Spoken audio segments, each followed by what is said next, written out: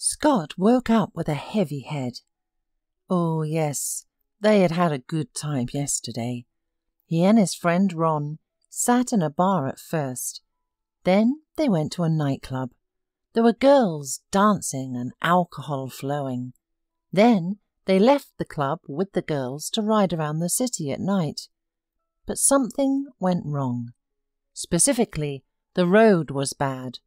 Why was there a speed bump there? In short, something threw Scott's car. He literally lost control for a second. And then was the store with a huge glass showcase. Scott literally drove into this showcase. At first, he was even scared, the impact, the sound of broken glass, but then the fright went away. Ron laughed.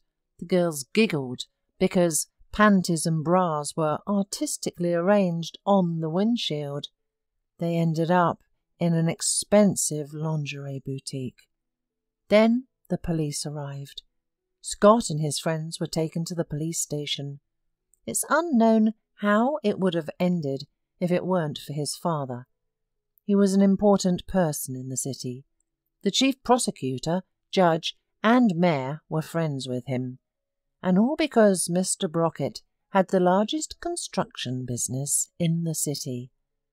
In short, the father bailed out his son, but nagged him all the way, saying he was a drunk and a lazybones. "Dad, that's enough," Scott said with a stutter. "How much does that showcase cost? Well, let's pay." "You're going to pay? Have you earned a single penny?" Mr. Brockett got angry. "You're almost 30 and you're still living off me. When are you going to show up at the office? Did I pay for you to study at the college for nothing?" "I'll show up." Scott nodded in agreement and yawned. His father realized that a serious conversation with his son would not work and let him sleep. The next evening, Scott finally came out of his room, rubbing his temples. Mr. Brockett had just returned from work. Seeing his son, he frowned. "Did you just wake up? Good job, Air." "Dad, forgive me," Scott said with remorse. "I won't do it again." The father smiled and sighed heavily. "Okay, I've paid for the showcase, the damages, and the car will be fixed in a couple of days." "That's great," Scott rejoiced. "Only you do not drive in the near future," added the father. "When you get a job, I'll see you in action, and then I'll decide whether to give you the keys or not." Now Scott sighed. Well, there's nothing he can do. He'll have to obey his father's will. Mr. Brockett raised his son alone from the age of 10, after his wife died from a serious illness. While he was at work, a governess and a housekeeper looked after his son. Mr. Brockett often stayed at work for days, leaving his son in the care of others. As his son entered adolescence, he became rude and insolent, but Mr. Brockett was too busy earning money to pay attention to him. Additionally, his personal life was quite active as well, with one mistress after another. Nonetheless, he always fulfilled his son's desires and believed that providing him with the best of everything was the most important thing. He assumed his son's character would improve with age. So Scott grew up. On his 18th birthday, Scott crashed the first car, which his father had given him. But Mr. Brockett soon bought him a new one. Scott even finished architectural college, but this did not make him any wiser. He preferred drinking, partying, and girls. Mr. Brockett repeatedly tried to involve Scott in his business, but he always found excuses not to work. Why bother? He had plenty of his father's money. But Mr. Brockett wanted to pass on his business to him. He believed that if he persisted in pulling Scott into business, soon he would become his right hand. After the incident with the lingerie store, Scott finally got a job, as promised to his father. He enjoyed the office, especially because there were many beautiful girls. Diane, his father's current mistress and the secretary, was particularly appealing to him. Scott wouldn't mind stealing her away from him. However, Diane was not foolish and knew who was in charge. She wouldn't leave Mr. Brockett for his spoiled son. One day, Scott entered his father's reception area, sat in a chair, put his feet on the table and stared at Diane, who was handling correspondence. He carefully studied the deep neckline of her blouse. "Listen, Diane, don't you want to have a glass of wine tonight, in a romantic setting?" he asked casually. "I don't want to," Diane smiled. "Aren't you afraid that I'll tell him that you're pestering me? Then you'll get out of here, and you'll go from being loved to being dumped," laughed Scott. "Don't forget I'm his only son, his hope and support." He wanted to say something else, but the door to the reception opened, and a pretty blonde girl in a cleaning lady's uniform peeked in. "Diane, I didn't water your flowers today. Can I do it now?" she asked. "Oh, let's do it later. I'm finishing my work now. I don't want to be distracted." Diane shook her head. "Okay, no problem." The girl smiled and disappeared behind the door. Scott looked at Diane in surprise. "I don't understand. Do we have a new cleaner? Where did that old lady go?" he asked Diane. "Helena got sick. Jody is here temporarily."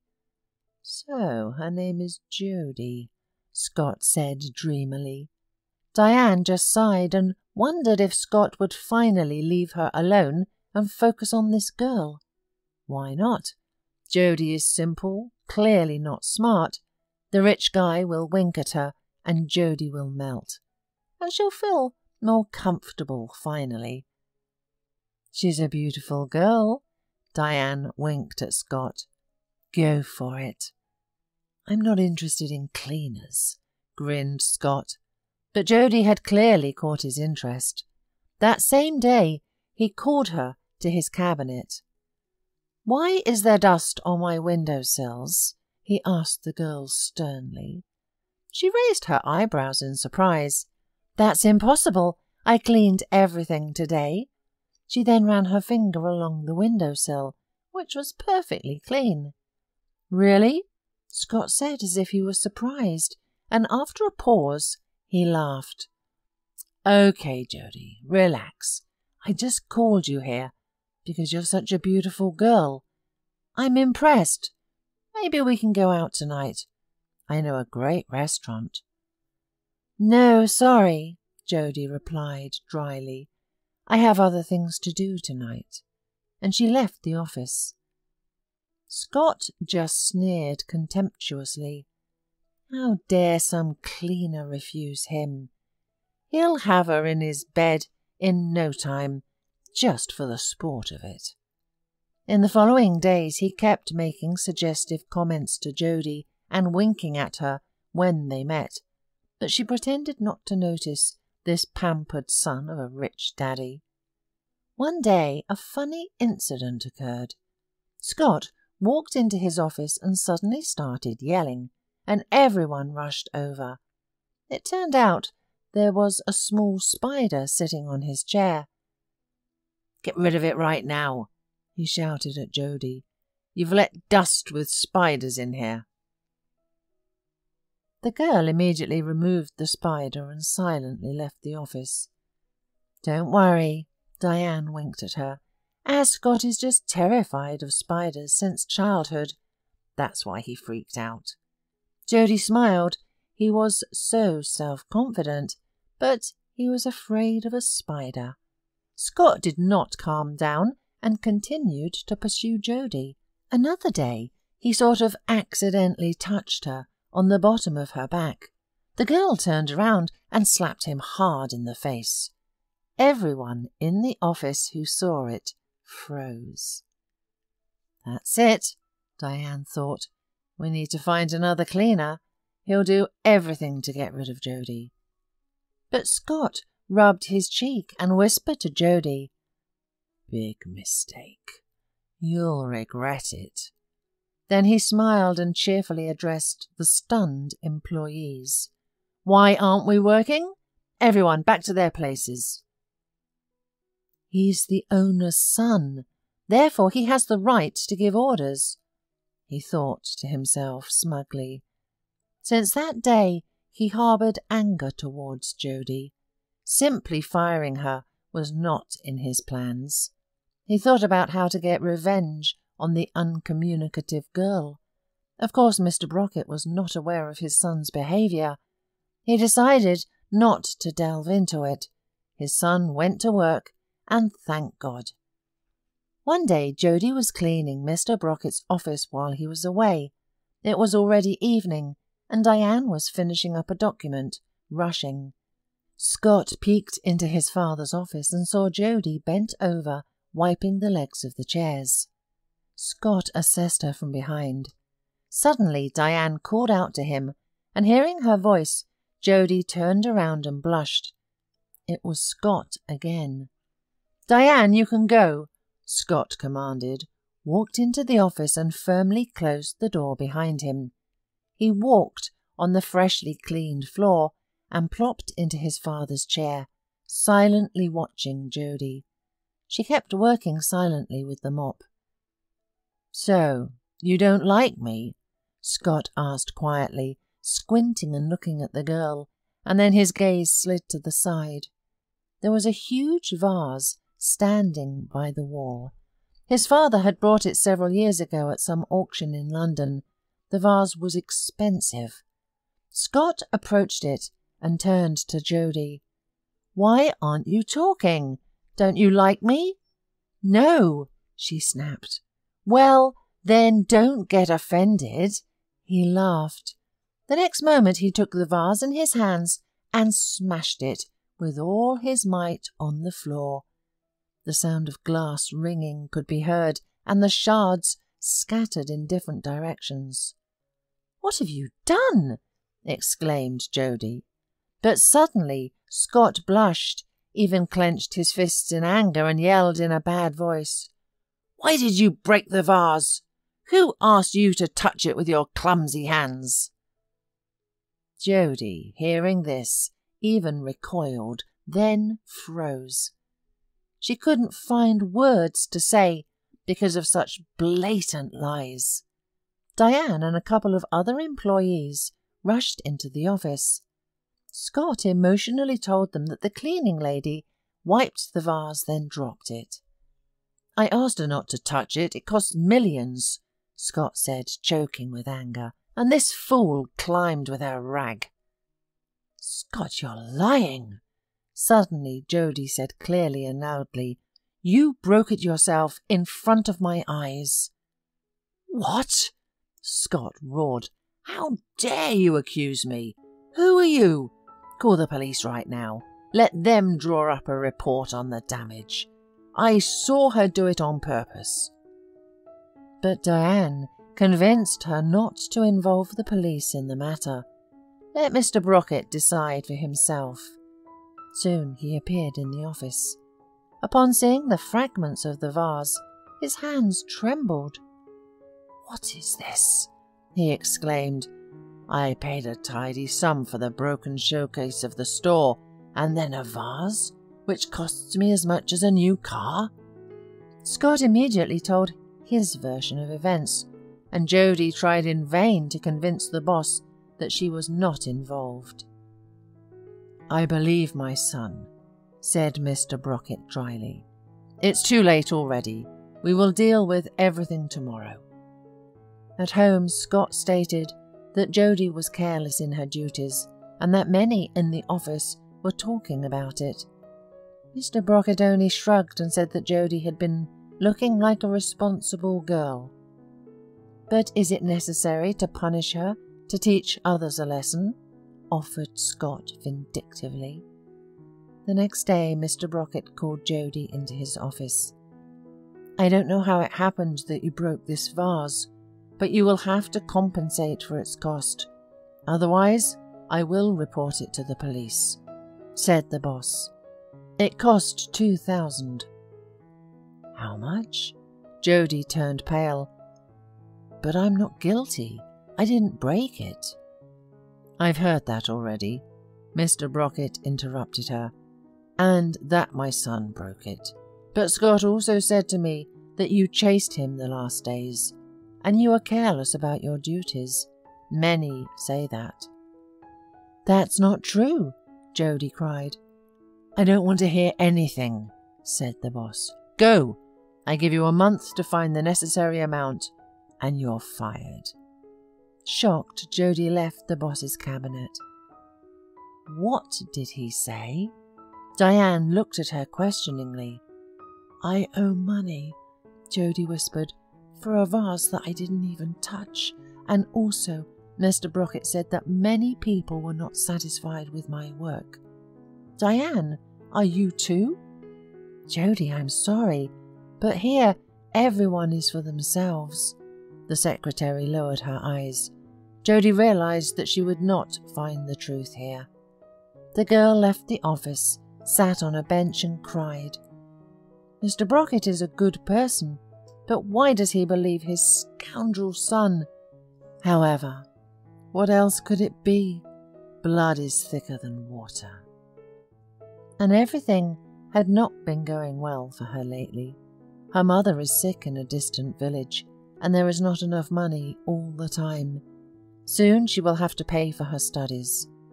She had thought she would save up the required amount with a part-time job, but now she even owed.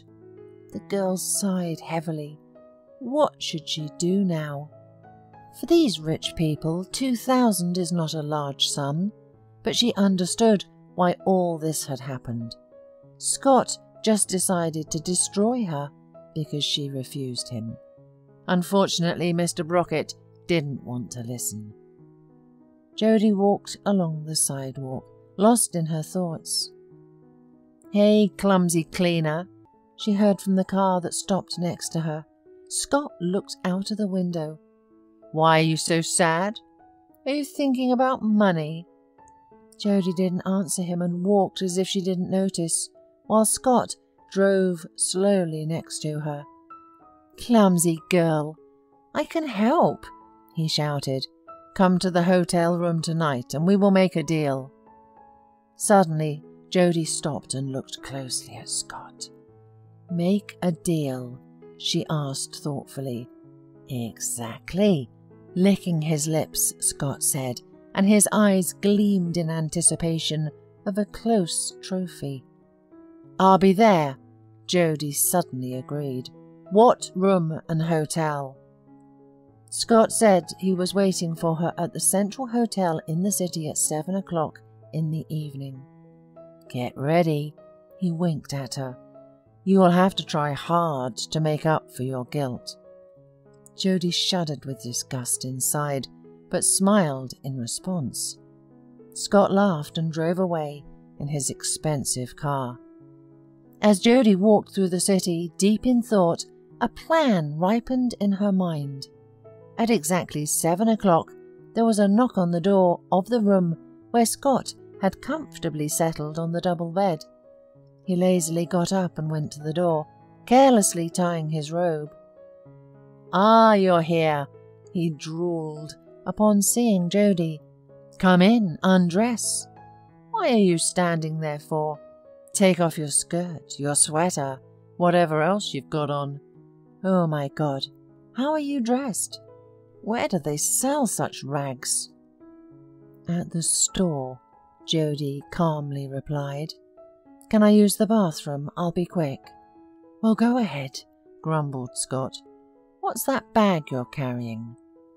In Jody's hands was a small travel bag. "There's a surprise in there," the girl smiled. "I promise you'll like it." "Okay, go ahead, I'm waiting for you," smirked Scott. Jody emerged from the bathroom a couple of minutes later as promised. She held her hands behind her back. Scott was laying on the bed, his robe open. The girl blushed slightly at the sight of his naked body. He raised his eyebrows. "Why are you still in your clothes? And what are you hiding behind your back?" "It's my surprise," Jody calmly replied. In the next second, the girl stretched her hands forward. In her palms sat a huge spider. Hairy, black, it was slightly moving its scary legs. "What is this?" Scott whispered, turning pale. "Take it away." Fear paralyzed his hands and feet. Cold, sticky sweat appeared on his forehead. Yet Scott had been afraid of spiders since childhood. He had even undergone treatment for arachnophobia, but it didn't help much. "Of course, dear," Jody smiled. "But first, you'll tell me everything on camera." "What do I say?" "That you broke that vase and why you did it." "Go to hell." "Okay, I'll go. But that little one will stay here," said Jody, and carefully placed the spider on the bed. It quickly ran to Scott, who literally squealed in fear. Jody caught the spider. "Speak," she demanded, pointing her phone camera at Scott and turning on the video recording. She held the spider in one hand, the phone in the other. "Oh, please, tie your robe." Yes, yes." Scott obediently nodded, tying the belt of his robe and sitting down. "It was me who had broken the vase in my father's office and then blamed it on Jody." "And why?" the girl prompted him. "Because she refused me," Scott sobbed, glancing at the spider. "Go on," demanded Jody. "What do you mean?" "Isn't it clear? Tell me why you called me to the hotel," said the girl, and brought the spider closer to Scott. Scott got angry, but looking at the spider, he spoke more calmly. "I wanted to teach you a proper behavior. No one has ever refused me." "So who should pay for the vase?" "Me." Jody smiled. Then she quickly grabbed the bag with a special container, put the spider inside, and ran out of the room before Scott could recover from his fear. The girl walked around the city with a smile on her face. She had come up with a good plan, and the spider had helped her so much. Yesterday she managed to take Blade unnoticed. Blade was a huge spider, but one that only looked scary on the outside, but was actually kind, affectionate, and non-poisonous. With his help, she had skillfully extracted a confession from an arrogant rich guy. Now she just needed to show the recording to Mr. Brockett to prove her innocence in breaking the vase. So, with Blade in her bag, Jody arrived at the office. Mr. Brockett was surprised to see her. "Have you already collected the money?" he asked. "No," Jody answered challengingly. "I've collected the evidence that proves my innocence." And she showed Mr. Brockett the video. "Ugh, how disgusting!" The boss scowled. "My son has completely lost his mind. Jody, please forgive me. Forgive me. That's the last straw anyway. I shall fix everything, but I don't understand why he's so scared. Did you threaten him?" "Me?" Jody said, as if in surprise. "Do you think I could?" "No, he told me everything himself." "But why?" asked Mr. Brockett. "He'll tell you himself," Jody smiled, "and I'll keep this video so that there are no more complaints against me." Saying this, the girl headed for the door. "Jody," Mr. Brockett called out to her, "maybe you'll come back to work? I've asked the employees. Everyone was satisfied with you. Our permanent cleaner seems unable to return to her duties." "Thank you, but I can't." Jody shook her head. "I already have another job." And she left. She had already been offered a part-time job at the zoo in her future profession, and the girl agreed. It is easier to work with animals and insects. They are more honest. After an honest conversation with his son, Mr. Brockett laughed heartily. Jody chose a very clever way to handle everything. "She is a smart girl, and it's time for you to be smart too, son," he finally said to Scott. "But I'm not a fool," Scott grumbled. "I know, but the army will make a real man out of you." Mr. Brockett Petrovich chuckled. "Dad? Army? Are you kidding me?" Scott exclaimed in horror. Mr. Brockett only grinned at this exclamation. And now Scott is in the army, gaining life wisdom, willpower, and training his body.